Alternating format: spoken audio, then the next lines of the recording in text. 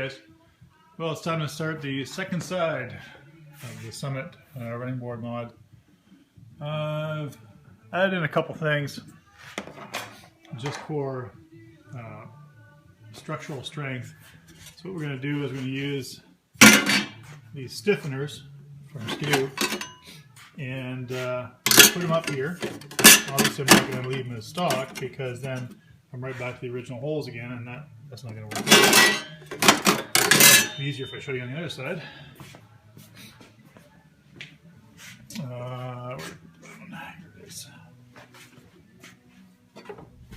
This one's going to go. I've already cut some back piece off it. It's going to connect in with those rivets.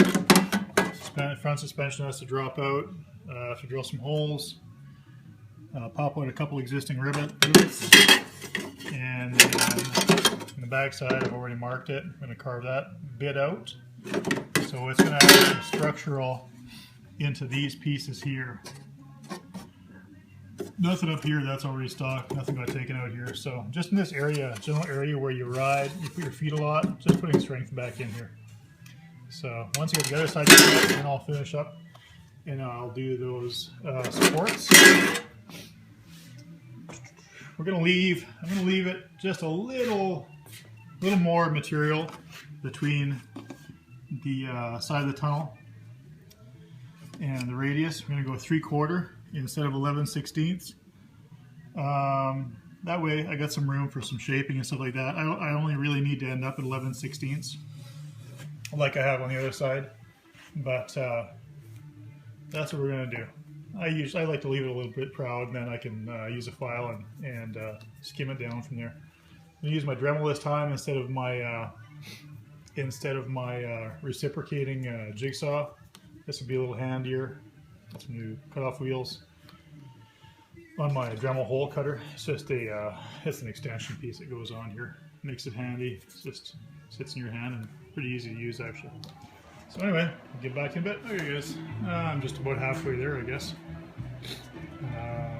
What I do is I do my cutouts. Get my cutouts done, and then go back, file. Actually, first, what I do is, see, I have my lines here that I've marked off. I go back, remove the mark off lines, because if you don't remove those, it can give you a false idea of what straight is, or where you're really going. So you remove those and then eyeball the whole thing as you go. And just what I do is kind of where is that file I had? I just lay a file across for a straight edge. You see what I mean?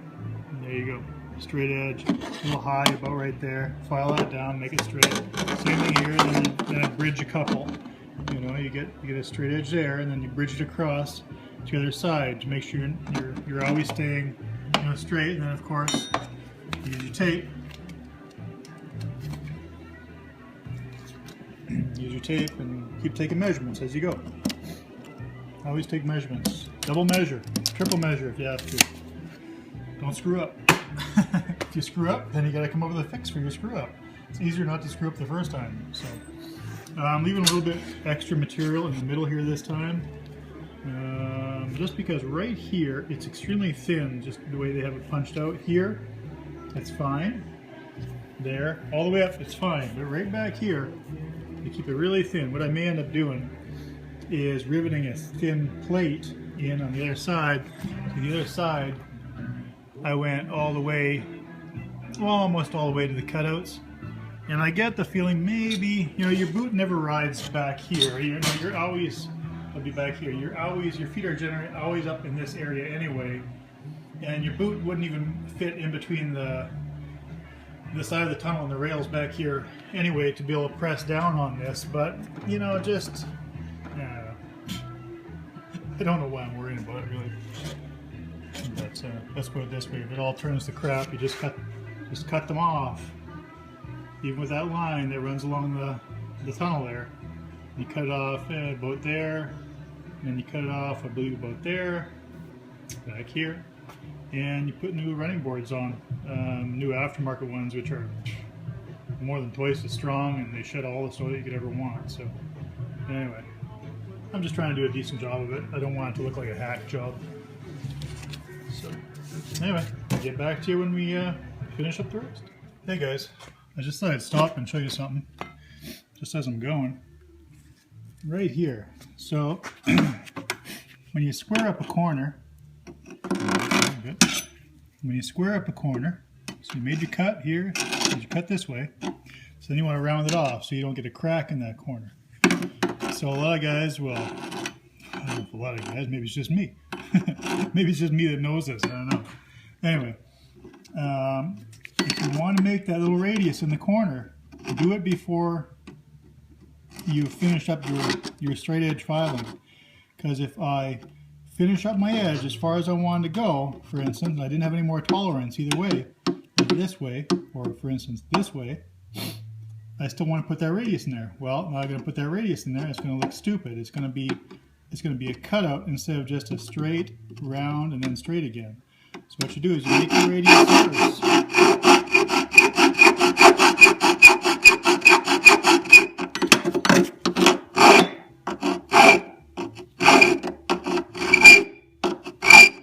There. So I made my radius. Now I'm going to finish up that. I'm going to finish it up.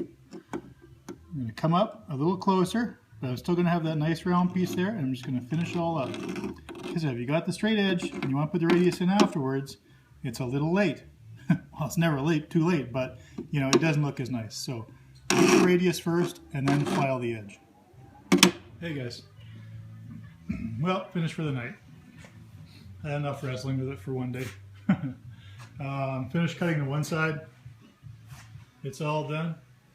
Trimmed out and filed down. All the sharp edges gone. And that's it for that.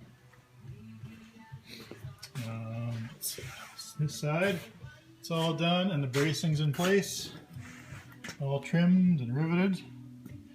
And you want to see a fight on my hands was to get that up inside. There's a shaft. Well, you can't see it, it's too dark anyway. But there's the front suspension shaft, which is that black bolt there. Try lining that back up again. Just using a ratchet strap as it come along, get it into place, get it back in. You gotta take it out to put the plate on, so otherwise I definitely wouldn't. And I'm almost considering this time just notching that plate to slip around that bolt, and then tightening it in, and then you know, the rivets will do their job. I don't think I need to worry about that bolt, but yeah, I don't really feel like wrestling with that thing again, so I may just leave it. And like I say, I'll notch that plate and slide it over. So anyway, that's it, all done. Left some extra meat in the middle here, a little diamond shape there, a little bit here, a little bit here, and that's good. I think it's pretty strong, stronger than, I don't know, probably as strong as anything, as strong as it was probably.